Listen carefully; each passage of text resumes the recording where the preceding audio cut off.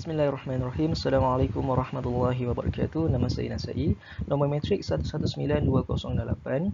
Hari ini saya akan membentangkan tentang teori pertama daripada buku A Theories of Religion yang ditulis pada 2005 oleh Daniel Pulse mengenai animisme dan sihir.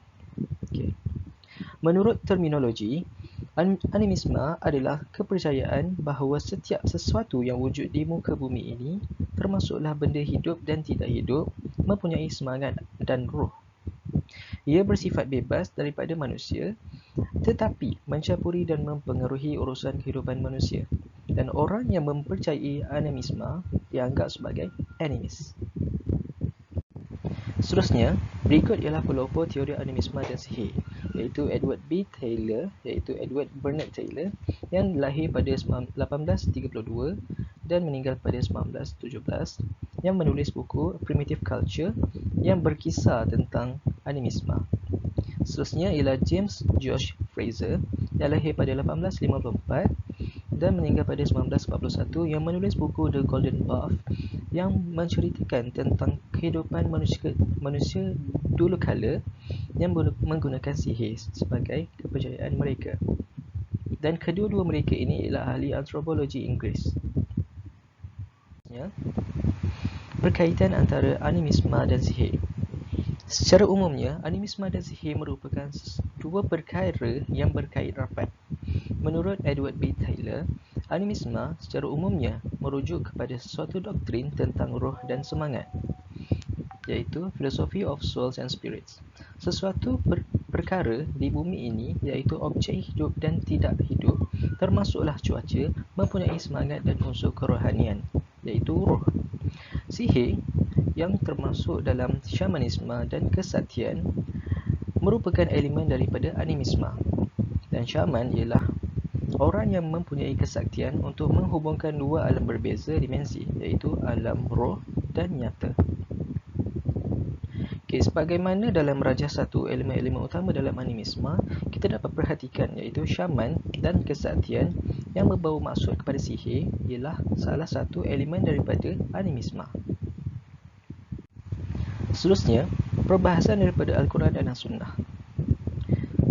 Okay, daripada perspektif ini, teori yang berlawanan dengan wahyu wajib ditolak. Ini berdasarkan daripada surah An-Nahl ayat 44 yang membincangkan tentang peranan wahyu, iaitu, dan kami turunkan kepadamu Al-Quran agar kamu menerangkan kepada manusia apa yang telah diturunkan kepada mereka supaya mereka berfikir. Ayat ini bermaksud Allah menurunkan wahyu, iaitu Al-Quran, kepada Nabi Muhammad SAW supaya beliau menerangkan kepada manusia untuk manusia berfikir. Tetapi dalam konteks pemikiran pula terdapat batasan, iaitu batasan akal. Imam Syafi'i berkata, sesungguhnya akal fikiran manusia adalah terbatas jangkauannya, sebagaimana terbatasnya panca indera penglihatan mata terhadap sesuatu perkara. Okay. Dalam membicarakan tentang batasan akal, terdapat pula perihal roh dalam konteks ini, iaitu daripada surah Al-Isra ayat 85, dan mereka bertanya kepadamu tentang roh. Katakanlah, roh itu dari perkara urusan Tuhanku, dan kamu tidak diberikan ilmu pengetahuan melainkan sedikit sahaja. Sebagai umat Islam, kita wajib mempercayai bahawa perkara gaib itu adalah perkara yang benar. Tetapi kita tidak perlu untuk berfikir sehingga luar batasan akal yang mungkin akan menyebabkan kita berfikir secara tidak logik dan hilang kewarasan. Seterusnya ialah evolusi kepercayaan agama, iaitu perbandingan antara dua perspektif, iaitu perspektif Barat dan perspektif Islam. Edward B. Taylor menulis dalam buku tersebut tentang The Evolutionary Origins of Religions, iaitu evolusi kepercayaan agama daripada animisme kepada dinamisme, kepada politisme dan akhirnya monoteisme. Dan evolusi ini adalah dalam corak pemikiran manusia itu sendiri. Edward B. Taylor membuat kajian ini menggunakan kajian empirikal, iaitu ekspedisi dan pemerhatian terhadap masyarakat asli primitif dan terpinggir seperti di Amerika Latin, Afrika dan Australia. Baiklah, seterusnya daripada perspektif Islam pula, teori evolusi kepercayaan agama tidak wujud dalam Islam. Ini kerana agama Islam itu adalah agama yang syumul dan menyeluruh meliputi kehidupan manusia. Iaitu, Islam adalah agama yang sempurna. Dalam surah Al-An'am ayat 34, tiadalah kami alpa akan sesuatu di dalam Alkitab Al-Quran ini, kemudian mereka semuanya akan dihimpunkan kepada Tuhan mereka untuk dihisap dan menerima balasan. Daripada ayat ini, kita dapat perhatikan bahawa semua perkara yang menunjukkan aktiviti manusia di bumi ini telah tertulis dalam Al-Quran, seperti aktiviti muamalat, kehakiman dan banyak lagi yang akan mendorong manusia dalam kehidupannya. Wallahu a'lam. Okey, nama saya Muhammad Amirul Syafiq bin Yazid dan saya akan menerangkan tentang teori agama dan personality oleh Sigmund Freud. Kita akan pergi ke bahagian pertama iaitu bahagian personality. Okey, menurut Freud, manusia terikat dengan 3 struktur personality. Yang pertama ialah ID, yang kedua ialah ego dan yang ketiga ialah super ego. ID merupakan sistem kepribadian yang utama, manakala yang ego ialah sistem kepribadian yang melibatkan dengan realiti yang berhubung dengan dunia, dan ketiga ialah super ego di mana berkaitan dengan moral kepribadian, tentang dalam menentukan sesuatu moral dalam kepribadian sama ada baik ataupun buruk dan sebagainya. Dan menurut Freud, manusia terikat dengan 3 struktur personality ini yang diklasifikasikan di bawah alam ketidaksedaran, dan sebahagian kehidupan manusia terikat dengan 3 struktur personality ini. Seterusnya kita akan pergi kepada teori Freud berkaitan dengan agama. Okey, teori agama Freud adalah dinamakan sebagai Oedipus Complex. Oedipus Complex merupakan cerita kuno di mana seorang anak lelaki membunuh ayahnya kerana cemburu terhadap ayahnya dalam mendapatkan kasih sayang daripada ibunya. Selepas itu, anak lelaki tersebut menyesal lalu mengambil haiwan yang bernama totem. Kemudian totem tersebut diagung-agungkan dan dijadikan sebagai Tuhan sebagai tanda penyesalan anak lelaki tersebut. Kemudian munculnya konsep agama yang dikenali sebagai Toteism. Okay, Toteism adalah satu kepercayaan di mana sesebuah komuniti mempercayai bahawa terdapat sifat ketuhanan yang terletak dalam sesuatu makhluk selain manusia. Okay, seterusnya ialah perbahasan Islam dalam menolak teori agama dan personality oleh Sigmund Freud. Baik, yang pertama ialah teori personality. Menurut Freud, sebahagian besar hidup manusia dipengaruhi oleh 3 elemen alam ketidaksedaran iaitu ID, ego dan super ego dalam melakukan dan menilai sesuatu perkara. Dan ini adalah amat bertentangan dengan konsep Islam di mana di dalam Islam manusia dikurniakan akal untuk berfikir dan bukannya dipengaruhi sepenuhnya oleh 3 elemen yang disebutkan oleh Freud. Dalam Al-Quran terdapat banyak ayat yang menyeru supaya manusia berfikir menggunakan akal mereka.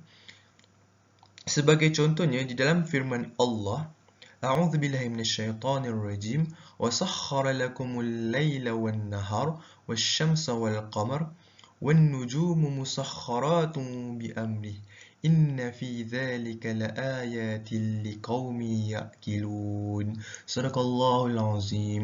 Dan dia menundukkan malam dan siang, matahari dan bulan untukmu, dan bintang-bintang itu ditundukkan untukmu dengan perintahnya. Sesungguhnya, pada yang demikian itu benar-benar ada tanda-tanda kekuasaan Allah bagi kaum yang berakal. Surah An-Nahl ayat 12.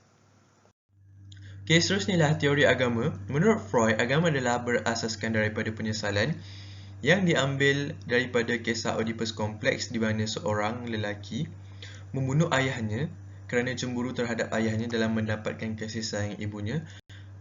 Setelah dia menyesal, dia mengambil haiwan yang bernama totem lalu menyembahnya dan mengagung-agungkannya sebagai gantian kepada ayahnya.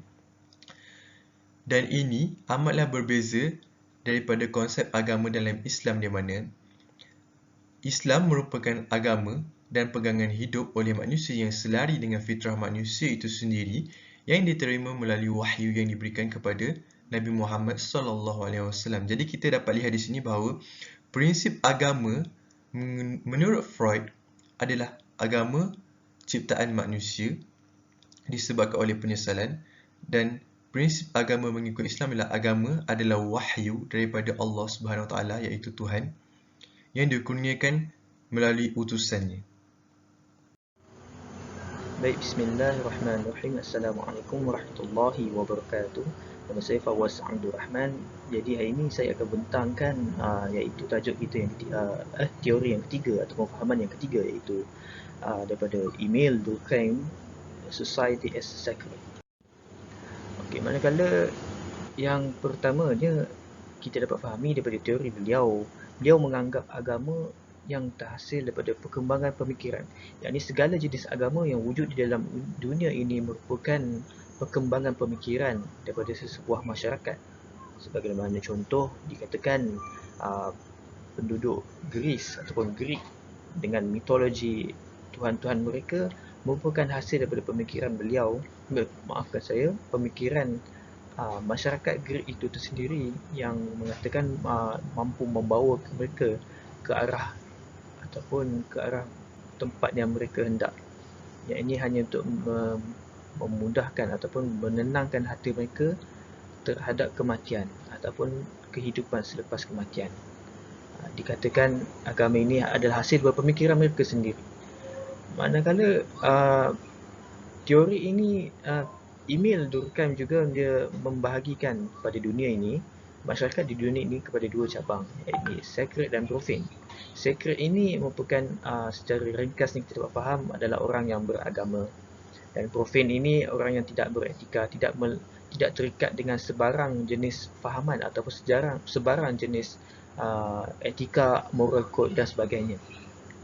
Beliau menganggap semua agama di dalam dunia itu benar selagi bermoral dan beretika.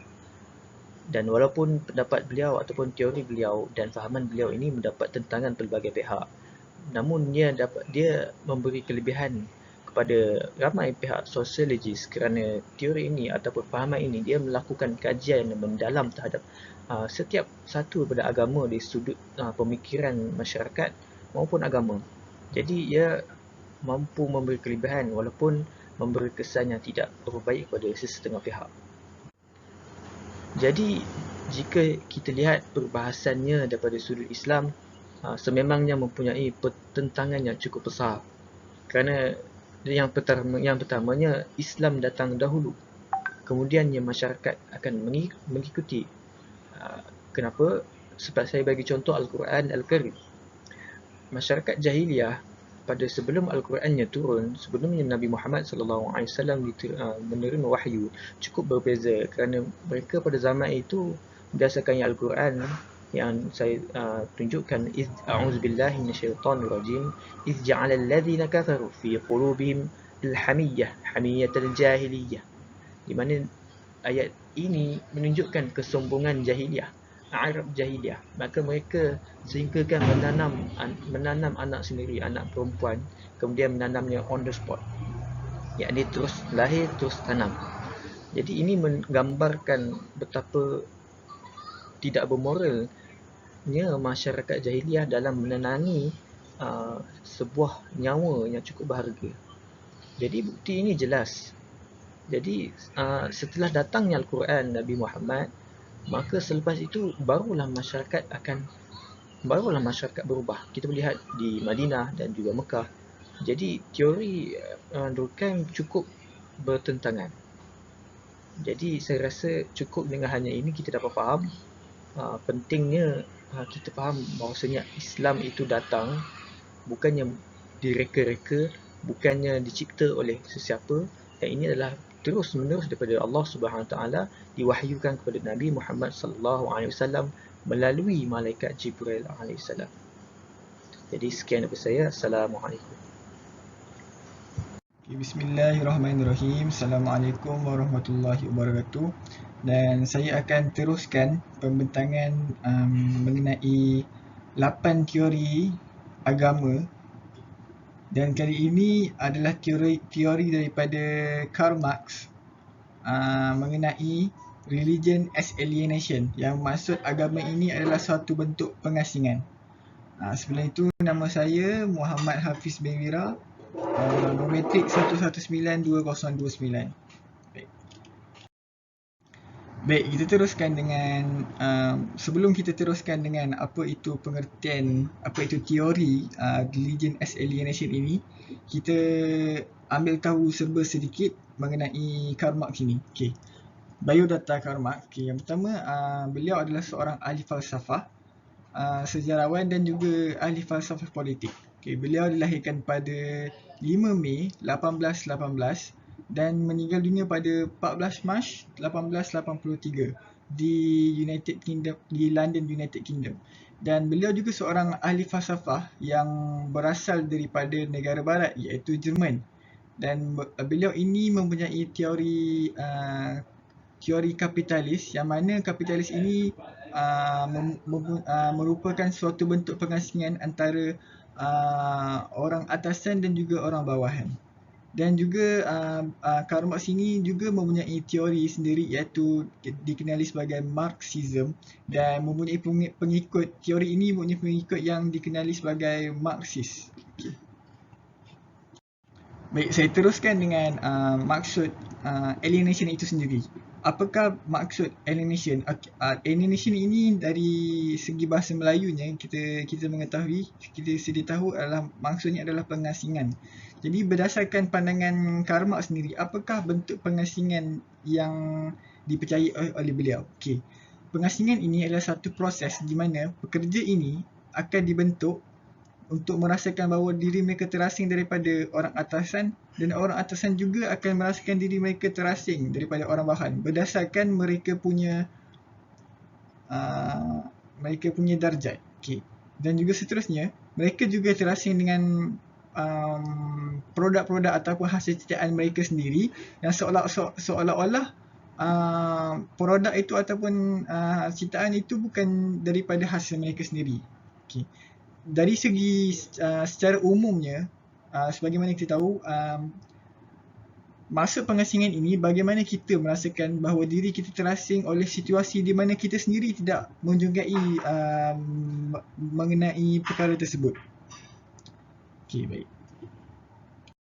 Okey, baik, seterusnya, apa yang dimaksudkan dengan religion as alienation ini, ataupun agama yang dianggap sebagai suatu pengasingan oleh Karl Marx ini? Okey. Agama adalah perlu untuk diasingkan daripada pandangan Karl Marx sendiri, sebagaimana masyarakat sosialis ini mengasingkan diri mereka mengikut darjat seseorang, sebagaimana yang saya terangkan sebelum ini, di mana masyarakat pada zaman Karl Marx ini, beliau hidup di zaman sebagaimana kita tahu zaman Nazi, yang mana orang atasan adalah sangat berkuasa dan orang bawahan adalah sangat tiada kuasa, diperlakukan seperti hamba. Jadi begitu juga pandangan oleh Karl Marx ini, menurut Karl Marx ini untuk agama. Jadi agama ini perlu diasingkan oleh masyarakat itu sendiri. Dan beliau mengambil teori ini daripada ahli falsafah Jerman yang sangat masyhur, yang terkenal, iaitu Georg Wilhelm Friedrich von Hitz. Maafkan saya. Saya pun tak berapa tahu macam mana untuk menyebut yang dengan betul. Jadi tapi itulah ahli falsafah Jerman yang diinspirasikan oleh Karl Marx ini mengenai teori tersebut. Okey. Seterusnya, teori ini juga menyalahkan manusia dengan beranggapan bahawa mereka menyerahkan diri kepada Tuhan secara spiritual, kesetiaan dan secara kapitalis. Maksudnya bahawa di sini Karl Marx ingin menentang agama ini, kerana agama ini dianggap oleh manusia untuk mereka menyerahkan diri kepada Tuhan ke atas segala-galanya, seperti spiritual, kesetiaan mereka dan juga secara kapitalis itu sendiri. Jadi slide yang terakhir, kenapa atau mengapa teori religion as alienation daripada Karl Marx ini perlu untuk kita tolak dan perlu ditolak. Pertama sekali, Karl Marx ini beranggapan bahawa agama ini adalah satu bentuk halangan, di mana halangan untuk mengekalkan konsep status quo. Jadi konsep status quo ini adalah seperti mana yang kita tahu adalah kapitalis itu sendiri, kerana orang atasan terasing kepada orang bawah. Jadi agama ini bukanlah sebenarnya suatu bentuk pengasingan, dan semua manusia di dalam dunia ini berhak untuk menganut agama mereka masing-masing. Dan juga tiada perintah ataupun arahan daripada agama, daripada mana-mana agama untuk hanya menumpukan kepada agama mereka sahaja. Kerana seperti mana sebagai contoh, agama Islam ini menyuruh kita untuk melakukan benda-benda lain seperti bekerja ataupun belajar, selain daripada kita hanya menumpukan ibadah kita kepada Allah Subhanahu Wa Taala. Dan juga satu lagi pandangan daripada teori religion as alienation ini daripada Karl Marx itu sendiri adalah agama ini adalah suatu tanda di mana jika manusia menganut agama, mereka adalah hati yang tiada berperasaan dan juga jiwa yang tiada ketenangan. Dan agama ini adalah satu bentuk dadah, di mana dadah seperti mana kita tahu sifatnya adalah menagihkan. Jadi bila mana seorang manusia ini daripada anggapan Karl Marx itu sendiri menganut agama, mereka seperti khayal dengan agama mereka sendiri dan ketagih dengan agama mereka sendiri, di mana hanya menumpukan kepada agama itu sahaja. Dan ini adalah sememangnya suatu tanggapan yang salah, kerana seperti mana yang saya bagi tahu sebentar tadi, agama ini tidak menghalang untuk kita melakukan selain kepada perkara yang berbentuk keagamaan. Kita juga boleh melakukan perkara seperti belajar, bekerja dan sebagainya. Jadi itu sahaja daripada saya. Sekian. Assalamualaikum warahmatullahi wabarakatuh. Bismillahirrahmanirrahim. Assalamualaikum warahmatullahi wabarakatuh. Rabbi shrah li sadri wa yassir li amri wahlul 'uqdatam min lisani yafqahu qawli, wa amma ba'd. Nama saya Muhammad Mujibur Rahman bin Amir Faisal. Nomor matrik saya 1192120. Baiklah, saya akan membentangkan teori yang kelima daripada 8 teori agama, iaitu teori agama sebagai sumber kepada tindakan sosial yang dikemukakan oleh Max Weber, seorang ahli falsafah yang berasal daripada Jerman. Baiklah, sebelum kita menelaah dengan lebih lanjut mengenai teori agama ini, baiklah seharusnya kita mengenal pasti dahulu apakah itu tindakan sosial. Dalam kehidupan seharian kita, semua tindakan yang kita lakukan membawa maksud dan tujuan yang tertentu. Dan ini secara umumnya membuktikan yang manusia ini ialah semua perbuatan kita berkaitan dengan orang lain, dan secara umumnya ini membuktikan bahawa manusia ini ialah makhluk yang sosial, di mana manusia tidak mampu hidup bersendirian tetapi hidup dalam kelompok masyarakat. Maka Max Weber telah mendefinisikan tindakan sosial sebagai tindakan individu yang dapat mempengaruhi orang lain, dan ianya amat berbeza dengan tindakan yang biasa. Dia terdapat dua perbezaan antara dua tindakan, iaitu tindakan biasa dan tindakan individu. Tindakan biasa ialah merangkumi kesemua perbuatan manusia, manakala tindakan individu mempengaruhi orang lain. Jika tindakan itu, hal ini demikian kerana jika tindakan itu tidak diarahkan untuk orang lain dan tidak memiliki tujuan tertentu, maka bukanlah ia termasuk dalam tindakan sosial. Baik, sebelum kita kaitkan bagaimana berkaitnya agama dengan tindakan sosial, kita haruslah Max Weber ada mengemukakan 3 mekanisme penyelidikan sosiologi, iaitu Verstehen, ideal type dan nilai. Dan yang pertama ialah Verstehen. Apa itu Verstehen? Verstehen ni berasal daripada perkataan Jerman yang bermaksud kefahaman, yang di mana kita haruslah memahami tindakan individu tersebut, tindakan manusia. Dan mengikut pemahaman Verstehen ini, kita tidak boleh menerangkan perbuatan manusia itu seperti kita menerangkan fitrah alam yang lain. Ini kerana manusia dan alam itu sesuatu yang berbeza. Walaupun benar manusia itu juga objek seperti alam, tetapi manusia ialah istimewa dan terdapat perbezaan antara manusia dan alam. Apa yang istimewanya manusia berbanding alam ialah kerana manusia dikurniakan akal, dan perbuatan manusia itu sendiri dikawal secara dalaman oleh hati, perasaan, emosi, kepercayaan dan lain-lain. Berbeza dengan alam. Walaupun benar perbuatan manusia itu kadang-kadang dikawal oleh sains seperti graviti, inersia dan sebagainya, tapi perbezaan manusia dengan alam, manusia ada hati, kita ada perasaan, kita ada emosi kita sendiri, kita ada kepercayaan, yang mana semua ni akan mempengaruhi perbuatan kita. Max Weber juga ada mengemukakan 4 jenis tindakan, membahagikan tindakan kepada 4 bahagian. Yang pertama ialah tindakan rasional. Perbuatan rasional ialah perbuatan manusia yang mempunyai tujuan tertentu setelah dia mengenal pasti sebab dan akibat daripada perbuatan tersebut. Dan kedua ialah tindakan nilai rasional. Apakah tindakan nilai rasional? Dia lebih kurang seperti rasional, tetapi tindakan manusia tersebut hanya bertujuan untuk kebaikan tertentu dan membawa kepada kebaikan.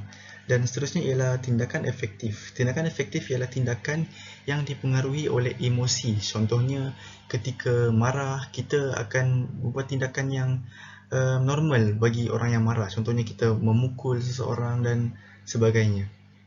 Dan tindakan yang terakhir yang dikemukakan oleh Max Weber ialah tindakan tradisional, iaitu tindakan yang manusia lakukan berdasarkan kepada adat dan kebiasaan. Contohnya, di Malaysia kita membaca Yasin pada malam Jumaat, dan benda-benda ini menjadi tindakan tradisional dan kita ikut kerana orang lain buat, kerana menjadi kebiasaan kita untuk melakukan perkara itu. Baiklah, seterusnya mekanisme yang kedua iaitu ideal types. Apakah itu ideal types?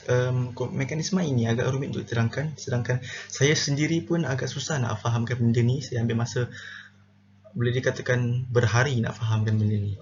Baiklah, definisinya ialah konsep murni yang dibina dengan menumpukan pada ciri-ciri tertentu daripada objek-objek sosial, walaupun realitinya ciri tersebut tidak berlaku secara sempurna.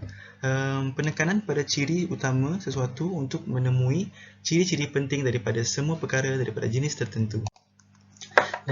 Sebagai contoh, apa yang saya boleh fahamkan di sini, kita mengambil objek-objek sosial seperti apa-apa sahaja yang kita menumbuhkan ciri-cirinya, dan kemudian kita mengumpul semua ciri-ciri tersebut dan kita sempurnakan, kita kumpul ciri-ciri tersebut untuk membentuk satu realiti. Macam mana nak cakap?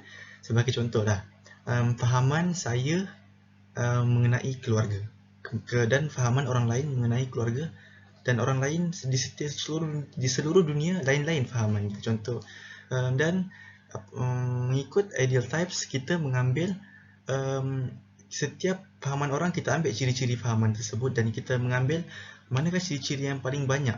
Contohnya, dalam keluarga, setiap fahaman orang ada kasih sayang. Jadi, kasih sayang ni lah ciri yang paling ideal, yang paling sesuai untuk keluarga. Jadi, saya mengambil contoh ni kerana agak susah nak terangkan, kerana saya sendiri pun kurang faham mengenai ideal types. Dan yang seterusnya ialah mekanisme nilai.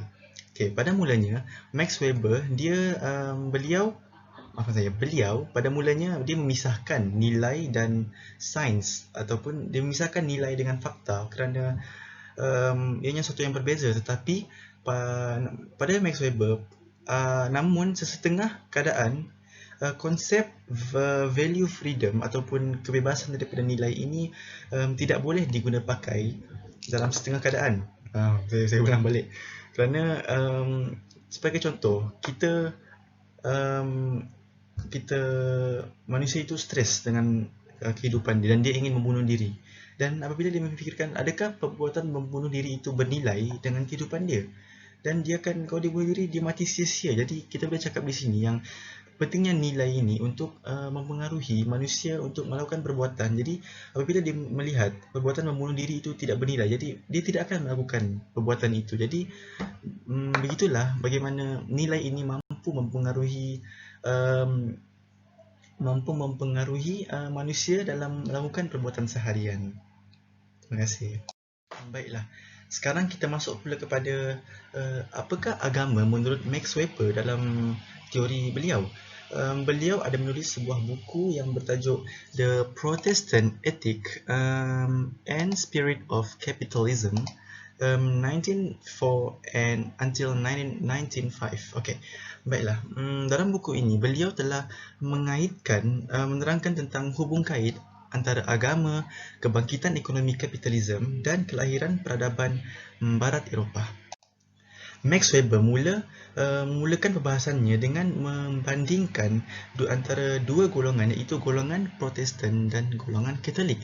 Dan seperti yang beliau beritahu ataupun bahaskan, golongan Protestan dibandingkan dengan golongan Katolik kerana mereka jauh lebih baik dalam pekerjaan dan ekonomi berbanding dengan golongan Katolik. Golongan Katolik yang seperti kita tahu, golongan-golongan gereja, mereka cenderung kepada mengutamakan asas agama dalam kehidupan seharian berbanding dengan materialistik. Dan ianya bercanggah dengan golongan Protestan, di mana Protestan melebihkan ekonomi. Sini kita boleh melihat dua konsep yang berbeza, iaitu konsep materialistik dan kerohanian. Jadi golongan Protestan mengutamakan materialistik atau ekonomi, manakala senang ceritalah Protestan mengutamakan duniawi dan Katolik mengutamakan ukhrawi, akhirat. Namun begitu, golongan Protestan tidaklah meninggalkan agama sepenuhnya dan Katolik juga tidak meninggalkan ekonomi sepenuhnya, tapi kita dapat melihat di mana golongan Protestan hidup lebih maju daripada golongan Katolik. Dan di mana fahaman-fahaman golongan Protestan ini berasal daripada fahaman kapitalisme yang dibawakan oleh dua orang tokoh, iaitu John Calvin dan Martin Luther, yang mana mereka telah mengemukakan sebuah konsep, iaitu calling of God. Apakah calling of God? Iaitu panggilan Tuhan, di mana mereka di mana mereka mengemukakan yang pekerjaan seharian itu ialah suruhan Tuhan dan itulah ibadah diorang.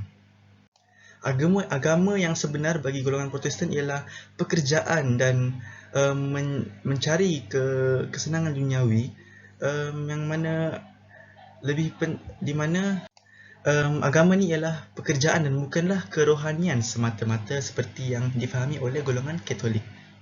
Baiklah, seterusnya Max Weber mengaitkan, mengemukakan atau membahaskan sosiologi agama kepada 4 jalan, yang mana dimulai dengan peranan pemimpin agama. Bagaimana pemimpin agama tersebut memainkan peranan beliau untuk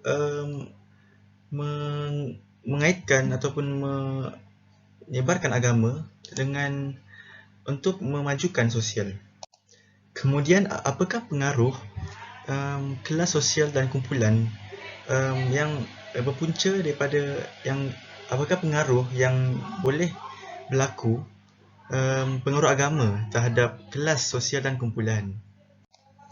Kemudian dalam agama ada kepercayaan, dan bagaimana pula kepercayaan boleh mempengaruhi tingkah laku penganutnya.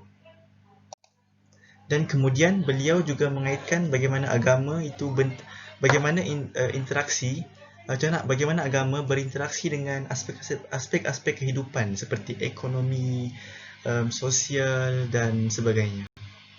Baiklah, seperti mana yang dikemukakan oleh menurut Max Weber, agama itu terdapat ketuanya tersendiri dan beliau membahagikan ketua agama kepada 3 bahagian, iaitu ahli silap mata atau ahli sihir, paderi atau pendeta, dan yang terakhir ialah nabi. Baiklah, yang pertama kita akan cuba susuri bersama kita susuri ahli silap mata atau ahli sihir. Apakah itu ahli sihir? Ahli sihir ni ialah orang yang diperlukan apabila masalah muncul seperti berlakunya kemarau, orang awam akan datang untuk meminta hujan, orang sakit, orang akan jumpa ahli sihir untuk menyembuhkan, dan orang-orang cenderung untuk percaya bahawa ahli sihir ini mempunyai kaitan yang rapat dengan Tuhan. Dan ahli sihir ini juga muncul untuk menawarkan perkara-perkara yang diperlukan oleh kehidupan seharian manusia. Seperti mana contoh yang saya bagi tadi, dia menawarkan mungkin ahli sihir menggunakan hujan, boleh menurunkan hujan untuk membantu orang-orang awam, dan ia juga bergantung kepada tempat. Seperti contoh kawasan-kawasan pedalaman yang yang tanah tidak subur, tempat-tempat yang kemarau. Jadi ahli sihir ini boleh membantu orang-orang yang mana inilah kepercayaan orang awam, yang mana mereka percaya ahli sihir ini ialah orang yang dekat dengan Tuhan dan boleh menolong mereka. Kemudian ketua agama yang kedua menurut Max Weber ialah padri atau pendeta. Okay, baiklah, siapakah padri? Siapakah pendeta agama? Menurut beliau, pendeta agama ini ialah tempat rujukan orang awam untuk menanyakan ataupun mempersoalkan persoalan-persoalan agama yang mereka tidak tahu, kerana padri dan pendeta ni ialah orang yang serba tahu dalam agama.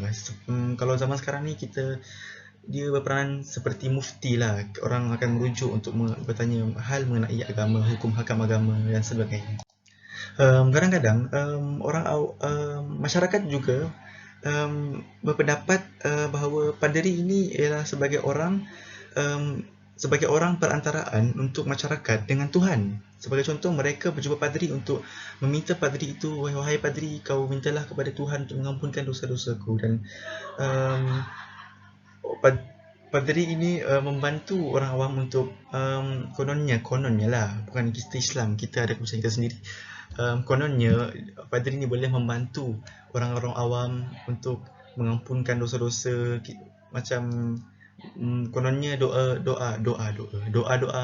padri ini mustajab lah, kononnya mujarab. Dan mereka juga percaya yang padri ini mempunyai hubungan yang rapat dengan Tuhan. Sebab itulah tapi orang padri ini dibayar oleh gereja sebenarnya. Dan ketua agama padri ini juga bertanggungjawab untuk membimbing klien ataupun orang-orang awam ke arah keagamaan. Ketua agama yang ketiga menurut Max Weber ialah Nabi. Tapi pahaman Nabi menurut Max Weber berbeza dengan pahaman kita sebagai umat Islam. Menurut beliau, Nabi ini ialah insan yang suci dan berkarisma yang terpilih oleh Tuhan untuk menjalankan misi beliau. Apakah misi yang dijalankan? Ialah menyebarkan dakwah. Mungkin agak sama, tapi kita tengok dulu.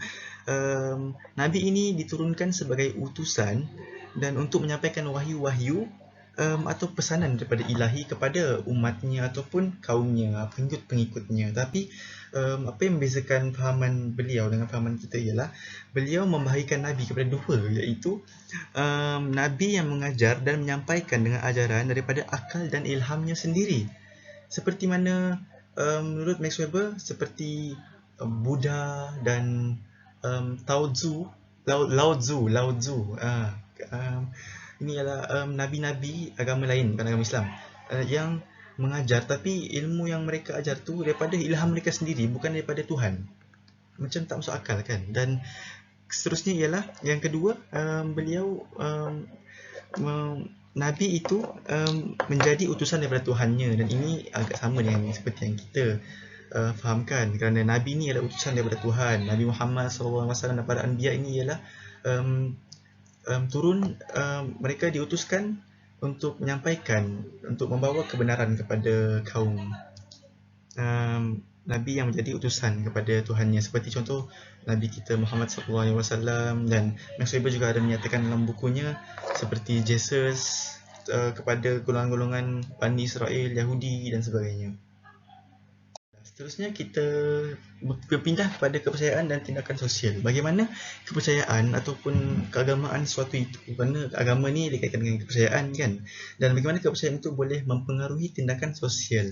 Baiklah, hakikatnya konsep agama ini datang, mengapa agama datang? Untuk menangani masalah-masalah dalam kehidupan. Di mana agama ni datang untuk membetulkan kehidupan seharian manusia. Seperti dalam Islam sendiri, agama ini datang untuk membezakan antara hak dan yang batil. Seterusnya, golongan agama juga haruslah menjelaskan bagaimana kepercayaan mereka itu mampu mempengaruhi tindakan sosial untuk menepuhi dunia yang fana dan dunia yang penuh pancaroba ini. Dan dunia ini zalim dan kejam. Banyak fitnah di dunia ini. Bagaimana agama ini mampu mempengaruhi tindakan sosial, bagaimana agama itu mampu membantu manusia untuk melawan kejahatan dunia ini. Menurut Max Weber, ada beberapa cara bagaimana agama ini menangani kejahatan dunia ini. Pertama, masalah itu akan diselesaikan di dunia ini pada masa akan datang ketika keadilan mula tertegak. Iaitu masalah ni akan selesai bila pada masa akan datang mereka percaya yang dunia ini akan kebenaran akan tertegak juga pada akhirnya, dan yang kejahatan juga akan tewas. Tapi kita juga percaya benda ni. Sebenarnya kita percaya bahawa, contohnya kita Islam percaya bahawa akhir zaman nanti akan turunnya Nabi Isa dan Imam Mahdi untuk mempertahankan agama Islam dan menghapuskan fitnah-fitnah Dajjal. Dan kemudian atau di luar kehidupan ini, iaitu kehidupan setelah mati. Menurut Max Weber, ada juga fahaman-fahaman yang mengatakan keadilan itu akan tertegak setelah mati, yang akan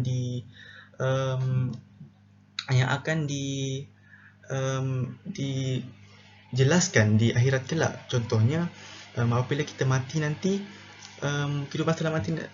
kehidupan setelah mati nanti barulah kebenaran akan terungkai. Contohnya, dalam Islam sendiri kita percaya bahawa di akhir zaman nanti di akhirat kelak Allah akan menjadi hakim kepada semua perbuatan-perbuatan hamba-Nya. Contohnya, pemimpin akan dipersoalkan oleh Allah, bagaimana engkau memimpin rakyatmu. Dan di mana di akhirat juga nanti ada mizan, di mana kita punya perbuatan akan ditimbang, pahala dan dosa akan ditimbang, mana yang berat, mana yang salah. Dan segala-galanya kita tidak boleh lari daripada judgement daripada Allah. Contohnya, pencuri yang di mana di dunia dia mungkin boleh selamatkan diri, tapi di akhirat bagaimana beliau hendak membebaskan diri, kerana di akhirat kelak semua tuan kita akan menjadi saksi kepada perbuatan kita kecuali lidah. Mata kita akan berkata perbuatan-perbuatan kita di dunia, tangan kita akan bagi tahu, telinga kita dan semua pasien yang lain akan bersuara, akan memberitahu kepada Allah apa yang kita buat di dunia ini. Dan beginilah bagaimana percayaan-percayaan ini berlaku. Dan Max Weber ada membahagikan golongan agama ini kepada kedua, iaitu estetik dan mistik. Golongan estetik ialah golongan yang menyeimbangkan antara kepercayaan dan amalan, kerana kedua-dua ini harus seimbang, kerana hidup dunia ini haruslah seimbang dengan agama dengan tindakan seharian. Kemudian golongan mistik, seperti mana yang kita fahami, golongan-golongan Buddha dan kebanyakannya di Asia Tenggara, agama-agama tersebut mempunyai agama ini hanyalah setakat kepercayaan sahaja, hanya ibadah sahaja. Seperti contoh sami-sami Buddha yang hanya meminta makanan daripada Allah, daripada Tuhan mereka dengan memohon, wahai Tuhan berilah aku makanan, tapi tak usaha. Apalah gunanya kan? Itu bukan cara yang sebenar. Itulah menurut Pak Max Weber bahagikan kepada dua golongan agama ini.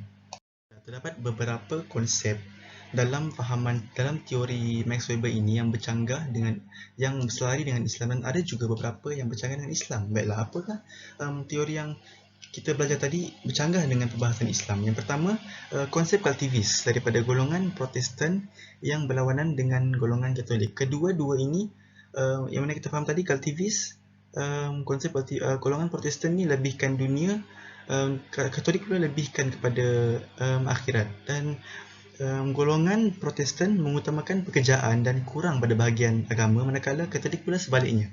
Baiklah, bagaimana hal ini bincang dengan Islam? Kerana dalam Islam seharusnya kita menyeimbangkan dunia dan akhirat atau materialistik dan kerohanian. Seperti mana firman Allah Subhanahu Wa Taala dalam surah An-Nur ayat ke-37, A'udzubillahi minasyaitonir rajim.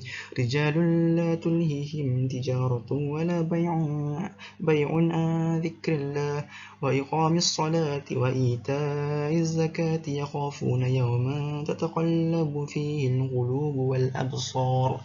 Sadaqallahul azim. Yang bermaksud ibadat itu dikerjakan oleh orang yang kuat imannya, yang tidak dilalaikan oleh perniagaan atau berjual beli daripada menyebut serta mengingati Allah dan mendirikan sembahyang serta memberi zakat. Mereka takutkan hari kiamat yang padanya berbalik-balik hati dan pandangan. Di sini kita boleh melihat bagaimana Allah menyuruh kita tidak hanya fokus kepada dunia sahaja, tetapi fokus juga kepada akhirat, kerana kita harus seimbang. Dan pada ayat yang kedua pula, pada ayat yang seterusnya pula, manakala dalam peringatannya tentang perlunya menunaikan hak jiwa untuk berusaha dan mencari rezeki ketika tenggelam dalam kasyikan bermunajat. Dan Allah tidaklah menyuruh kita ni beribadah sahaja, bukannya kita sembahyang 24 jam tapi tak pergi kerja. Itu bukanlah cara kehidupan yang sebenar, tak seimbang, dan itu bukan itu yang kita nak. Islam ni datang secara syumul dan meliputi ke seluruh kehidupan manusia. Dan kita dapat fahami dengan firman Allah dalam surah Al-Jumu'ah ayat yang ke-10, A'udzu billahi minasyaitonir rajim. Fa idza qudiyatis salatu fantashiru fil ardi wabtaghu min fadlillah. Yang bermaksud, kemudian setelah selesai sembahyang, maka bertebarlah kamu. Fantashiru, bertebarlah kamu di muka bumi ini. Dan untuk menjalankan urusan masing-masing, dan wabtaghu min fadlillah, dan carilah daripada kamu melimpah kurniaan Allah, dan carilah rezeki. Maksudnya di sini carilah rezeki. Dan setelah kita habis menunaikan ibadah kita, pergilah bertebar.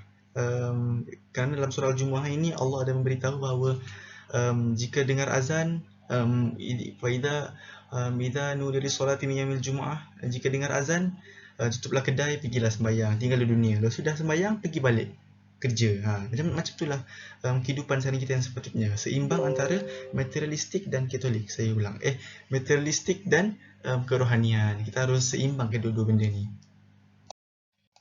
Baiklah, sekarang perbahasan Islam bagi melawan ataupun mengenai teori Max Weber tadi ialah kita dapat lihat bercanggahnya dalam konsep kenabian.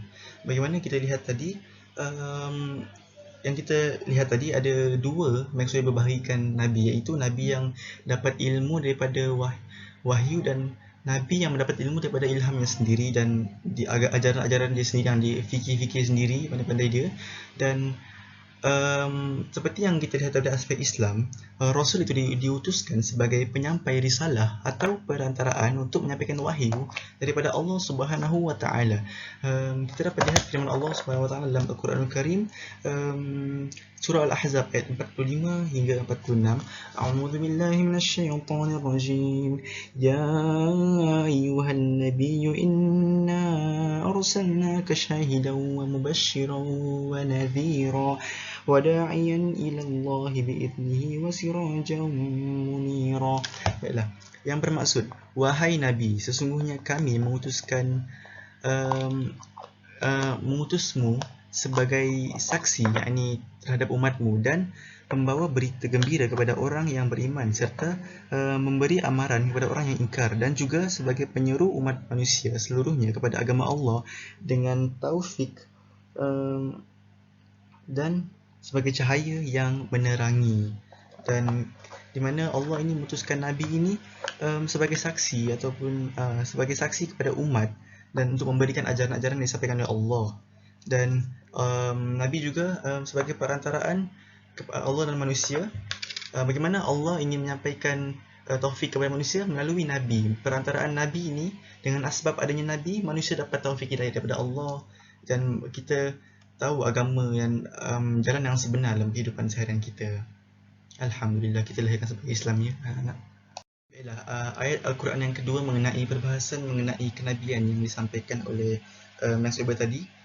Kita dapat nukilkan di sini di mana ayat yang kedua pula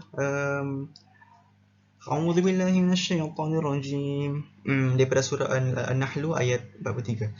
Wa ma arsalna min qablika illa rijalan nuhi ilaihim fas'alu ahlal dzikri in kuntum la ta'lamun. Yang bermaksud, dan tidaklah kami mengutuskan rasul-rasul sebelummu, yakni wahai Muhammad, melainkan dari kalangan orang lelaki, iaitu lelaki yang kami wahyukan. Poinnya di sini adalah wahyukan, mana kita wahyukan kepada mereka. Oleh itu bertanyalah kamu kepada orang-orang yang berpengetahuan jika kamu tidak mengetahui. Surah An-Nahl ayat 43, di mana Allah menyuruh kita bertanyalah kepada orang yang tahu tentang agama jika kita tidak tahu. Dan di mana agama ni datang bukanlah daripada pemikiran-pemikiran akal-akal Nabi sendiri, tapi Allah sendiri yang menurunkan wahyu itu kepada mereka. Dan begitulah bagaimana berbezanya fahaman Islam terhadap agama, kita terhadap agama dengan teori Max Weber tadi yang bercanggah dengan agama, iaitu konsep kenabian beliau yang agak silap, yang agak bercanggah dengan kita. Dan sekian saja perbahasan daripada saya. Maafkan saya kerana banyak sangat guna masa. Wabillahi taufiq wal hidayah. Wassalamualaikum warahmatullahi taala wabarakatuh. Oh ya, sebagai kesimpulan, kita dapat fahami bahawa begitulah bagaimana konsep teori Max Weber itu, bagaimana tindakan sosial itu mampu mengubah ataupun mempengaruhi perbuatan manusia. Bagaimana agama itu mampu mempengaruhi tindakan sosial masyarakat. Bagaimana muncul agama dapat mengubah ataupun mempengaruhi perbuatan manusia. Sekian, wabillahi taufiq wal hidayah. Wassalamualaikum warahmatullahi wabarakatuh. Assalamualaikum warahmatullahi wabarakatuh. Nama saya Muhammad Zami Humaydi bin Muzamil, nombor metrik 1192104. Okay, sekarang saya akan terangkan tentang teori yang seterusnya, iaitu pluralisme agama oleh Mircea Eliade. Okay, kita pergi ke slide yang seterusnya. Latar belakang Mircea Eliade ialah dia lahir di Bucharest, Romania pada 1907. Beliau merupakan seorang yang minat dengan sains dan penulisan.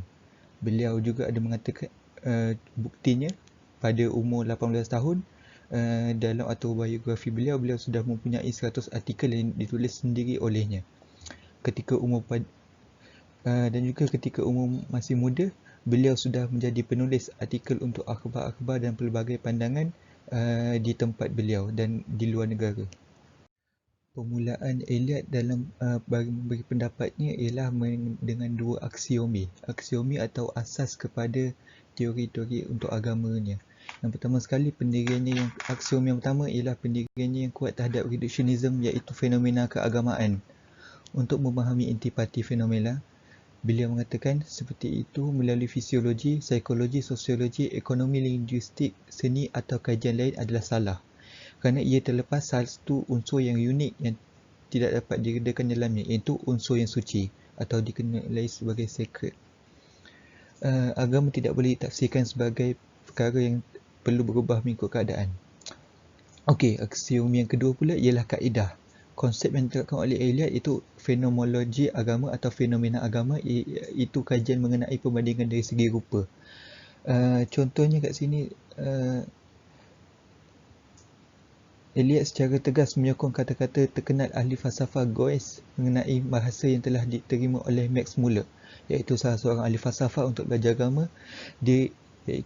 Kata-kata beliau ialah dia yang tahu seseorang tidak tahu apa-apa. Tanpa perbandingan, tidak akan ada sains yang sebenar. Okey, slide yang seterusnya, kita masuk kepada apa yang ditekankan oleh Mircea Eliade dalam memberi pendapat tentang agamanya, iaitu suci dan tidak senonoh, iaitu sacred and profane. Sacred and profane ialah dua perkara yang berbeza. Menurut beliau, sacred ialah perkara baik, iaitu melakukan perkara yang penting. Dengan perkara ini juga yang mengamankan rakyat masyarakat di tempat beliau. Untuk profane pula ialah sebalik daripada sacred itu, iaitu perkara jahat, melakukan perkara yang tidak penting dan yang menyebabkan huru-hara dalam masyarakat. Seterusnya kita pergi kepada simbol dan mitos menurut Mircea Eliade. Perkara-perkara tertentu mempunyai kualiti bentuk watak yang menyerupai kita sama dengan yang lain. Maksud di sini ialah Eliade mahu mengatakan bahawa simbol ialah dewa kepada kita dan memenangkan Eliade berpegang dengan pluralism agama, iaitu agama yang bebas. Dia bertuhankan banyak Tuhan, banyak dewa. Contohnya mitos juga simbolik, tapi dengan cara yang sedikit lebih rumit. Mereka adalah simbol yang masukkan bentuk naratif. Mitos bukan hanya satu gambar atau tanda, ia adalah urutan gambar yang dimasukkan ke dalam bentuk cerita. Yang terakhir sekali ialah Eliade berpendapat bahawa simbol ini juga merupakan Tuhan atau dewa yang perlu kita sembah, dan lebih dari satu simbol yang perlu disembah oleh manusia. Seperti apa yang saya cakap tadi, Eliade berpegang pada agama pluralism. Agama ini bebas kerana dia banyak Tuhan yang berada di sekeliling dia. Okey, seterusnya kita pergi kepada contoh simbol. Contoh simbol atau dewa menurut Eliade ialah dewa langit, dewa matahari dan dewa bulan. Dewa batu dan dewa air, dewa-dewa yang lain seperti bumi dan kesuburan, vegetasi dan pertanian. Ini adalah sebahagian daripada contoh-contoh dewa yang Eliade percaya dalam pluralism agama yang dipegang olehnya. Seperti yang diberitahu pada sebelum ini, ialah Eliade berpegang dengan pluralism agama, dan Islam secara tegas menolak idea dan fahaman ini kerana Islam hanya mengiktiraf pluraliti agama sahaja. Allah berfirman dalam surah Ali Imran ayat 85 yang bersabda, barang siapa yang mencari agama selain Islam tidak akan pernah diterima, yakni agama itu daripadanya, dan dia di akhirat termasuk di antara orang yang rugi. Islam menolak agama selain Islam kerana agama itu tidak akan diterima oleh Allah SWT. Dalam surah Ali Imran Allah SWT juga mengatakan sebenarnya agama yang ditoleransi oleh Allah hanyalah Islam. Sekian sahaja daripada saya. Assalamualaikum warahmatullahi wabarakatuh. Assalamualaikum warahmatullahi taala wabarakatuh. Nama saya Hafiz Aiman bin Badri Syam, nombor kad matrik 1192040. Hari ini saya akan menerangkan tentang teori yang ke-8, iaitu agama adalah sistem budaya oleh Clifford Geertz. Siapakah Clifford Geertz ini? Ia adalah seorang ahli antropologi yang dilahirkan di San Francisco, California, dan beliau lahir pada 23 Ogos 1926, dan beliau merupakan warga negara Amerika. Dan banyak tulisan yang beliau tulis dan kajian yang telah beliau lakukan, antaranya kajian terhadap agama di negara Morocco dan Indonesia. Cuma di sini saya terangkan secara Okey, seperti yang kita tahu, Geertz di dalam karangan beliau iaitu Religion as a Cultural System memberi definisi agama bahawa agama adalah a system of symbols which act to establish powerful, pervasive and long-lasting moods and motivations in men by formulating conceptions of a general order of existence and clothing these conceptions with such an aura of factuality that the moods and motivations seem uniquely realistic. Ini adalah takrifan Geertz dalam karangan beliau yang famous iaitu Religion as a Cultural System. Beliau memberikan definisi agama, dan definisi ini terlalu hangat diperbincangkan. Okey, antara isi yang diperbincangkan dalam takrifan ini adalah agama adalah simbol.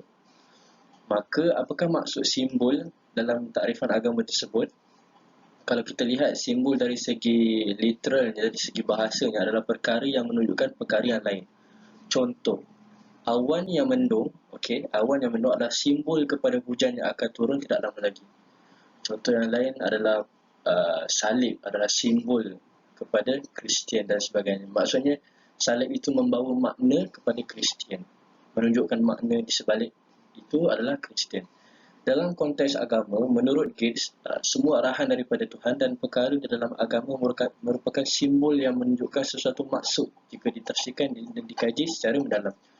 Menurut Gates, perkara-perkara dalam agama, ritual-ritual dalam agama, ibadat dalam agama adalah simbol, dan di sebalik ritual tersebut terdapat makna jika dikaji secara mendalam. Contoh, salib ialah simbol bagi penganut Kristian. Dan contoh yang lain adalah Gates mengatakan bahawa jika seseorang itu dia bermimpi menjumpa dengan melihat kerbau, dan mimpi melihat kerbau ini adalah simbol, dan dia menafsirkan bahawa mimpi tersebut adalah pesanan dari nenek moyang daripada dunia kematian, itu adalah makna di sebalik simbol. Okey, itu adalah cara yang mudah untuk faham. Perbahasan Islam terhadap teori agama ialah sistem budaya oleh Clifford Geertz. Okey, dalam Islam kita terdapat dua perkara yang berkaitan dengan akal manusia. Yang pertama, ta'akuli dan ta'abudi. Ta'akuli ini berasal daripada perkataan akal, yakni boleh kita secara makul, boleh logik, boleh berfikir. Okey, maka ta'akuli ialah perkara yang diperintahkan oleh Allah Subhanahu Wa Taala yang boleh difikirkan maksud dan hikmah di sebaliknya. Sebagai contoh, kita diwajibkan untuk membayar zakat. Maka perkara zakat ini adalah ta'akuli. Kita boleh berfikir hikmah di sebalik kenapa disyariatkan zakat. Hikmahnya adalah kita dapat membantu fakir miskin di hari raya, terutama zakat fitrah lah kan. Okay. Manakala kita ada lagi satu perkara dalam agama Islam, iaitu ta'abudi. Asy-Syatibi, seorang ulama yang terkenal yang tulis banyak buku, dia mengatakan bahawa ta'abudi adalah hanya perkara yang hanya mengikuti apa yang telah ditetapkan oleh syariat. Contoh, solat subuh. Okey, kenapa solat subuh 2 rakaat, solat maghrib 3 rakaat, solat isyak 4 rakaat? Ini adalah perkara ta'abudi yang akal manusia di luar kemampuan untuk berfikir tentangnya. Okey, dan terdapat lagi satu perkara, iaitu perkara ghaibiyat. Ghaibiyat ini perkara-perkara ghaib seperti syurga, neraka, dosa, pahala, roh, alam barzah dan sebagainya. Perkara ini adalah perkara yang di luar kemampuan rasional manusia untuk berfikir. Umat Islam hanya mengetahui perkara ini melalui wahyu yang disampaikan oleh Allah Subhanahu Wa Taala dan Nabi Muhammad SAW dalam Al-Quran hadis. Contoh dalam perkara ghaib, Allah Subhanahu Wa Taala berfirman, "Wallahu alladzi la ilaha illahu alimul ghaibi wasyahadah warrahmanur rahim." Dialah Allah, tiada Tuhan melainkannya, dan dialah mengetahui perkara ghaib dan nyata, dialah Maha Murah lagi Maha Mengasihani. Okey.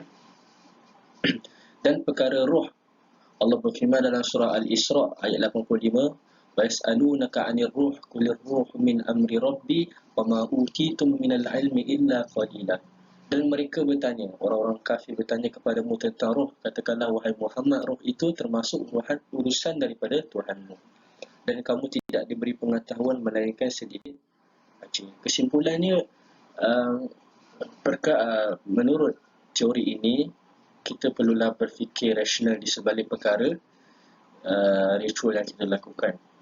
Namun dalam Islam kita terdapat restriction ataupun limit dalam berfikir terhadap sesuatu.